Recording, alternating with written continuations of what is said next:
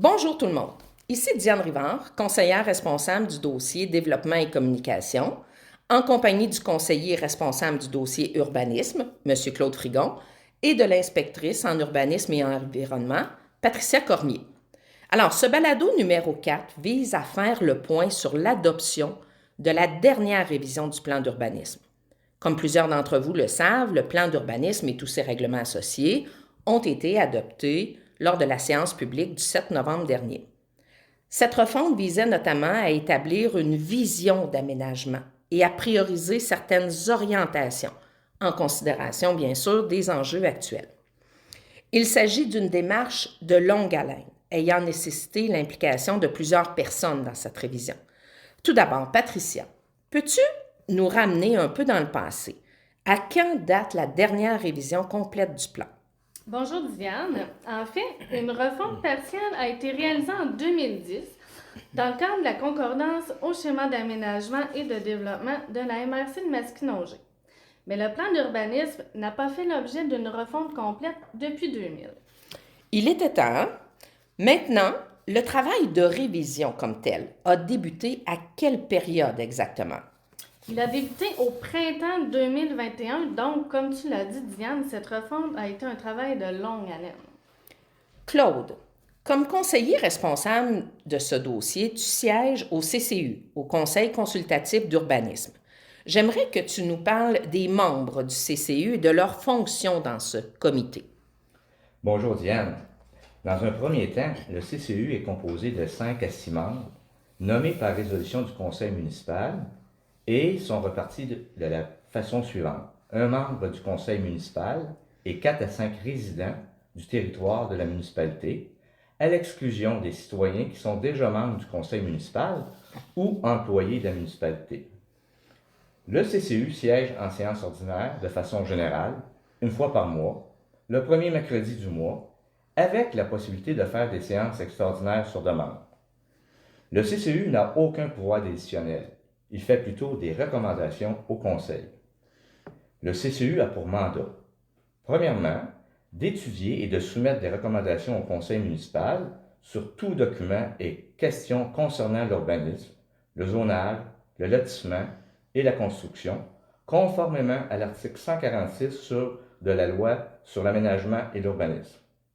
Deuxièmement, d'étudier et de soumettre des recommandations au Conseil municipal sur toute demande relative à une dérogation mineure, un plan d'aménagement d'ensemble, un plan d'implantation et d'intégration architecturale ou un usage conditionnel. Qu'est-ce que tu retiens, Claude, du processus de révision du plan d'urbanisme, des différentes étapes franchies? Tout d'abord, il faut dire que plusieurs personnes ont été impliquées, à débuter par les membres du personnel qui ont travaillé d'arrache-pied pour nous livrer le produit final, accompagné par le consultant Yvan Magnier. On a tenu compte de l'expérience des années dernières en urbanisme et nous a donné certaines orientations. Le sondage, qui a connu un grand succès avec environ 250 participations citoyennes, a été compilé et analysé et nous a permis de répondre à plusieurs préoccupations et souhaits de notre population. Au printemps dernier, les membres du CCU ont assisté à 4 séances de révision du plan, à débuter par la prise de connaissance de l'ancien plan d'urbanisme. Ceux-ci ont émis suggestions et recommandations tout au long du processus de révision. Pensons aussi à la consultation publique qui a eu lieu le 21 août dernier, à laquelle tout près de 100 personnes ont participé. Bien sûr, les membres du Conseil ont eu de nombreuses discussions sur ce sujet, autant sur les orientations que sur le fin détail du plan d'urbanisme. Patricia, maintenant, peux-tu nous parler des faits saillants de cette révision? En fait, le plan contient nos stratégies, orientations à haut niveau. Bien sûr, l'environnement et les citoyens sont au centre de cette révision, tout ça dans un cadre législatif très circonscrit qui découle des lois provinciales, plus particulièrement de la loi sur l'aménagement et l'urbanisme, ainsi que du schéma d'aménagement et de développement de la MRC.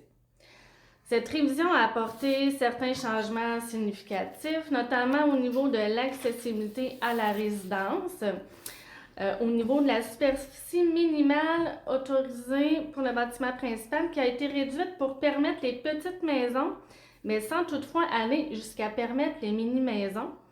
Et les logements intergénérationnels ont été autorisés sur l'ensemble du territoire. Aussi, comme changement significatif, on parle de la gestion des résidences de tourisme au niveau du contingentement en nombre et en distance, de la volonté d'aller plus loin en matière de protection et réhabilitation des milieux naturels et sensibles et de favoriser l'implantation de services de proximité. J'aimerais ici préciser que lors de la consultation publique, certaines suggestions ou certains commentaires étaient assez précis en termes d'action. La municipalité a plutôt choisi de déterminer un plan d'urbanisme à haut niveau, contenant les grandes lignes de nos règles de fonctionnement. Le plan d'action 5 ans qui doit en découler, plus détaillé et visant à répondre à nos stratégies et orientations, sera déterminé dans une phase ultérieure lors de l'élaboration du plan de développement, un projet qui sera débuté en 2023. Ce balado numéro 4 n'est pas accompagné d'une présentation sur le sujet. Nous vous invitons plutôt à consulter le site web de la municipalité, aller dans les sections municipalité, administration, règlements municipaux. Le plan d'urbanisme complet est déjà ajouté sur le site web de la municipalité et il inclut tous les différents règlements, permis, dérogations mineures, etc. Pour toute question en urbanisme, pour les permis, en environnement, Patricia Cormier et Éric Saint-Arnaud sont nos personnes ressources. Dans un futur balado, leur rôle sera scruté à la loupe pour vous faire découvrir plus en détail leurs fonctions. Alors, un petit rappel. Venez rencontrer les membres du conseil à 18h15 au centre communautaire, juste avant la séance publique ordinaire du lundi 5 décembre. C'est un rendez-vous pour des discussions bien informelles. Merci et à la prochaine!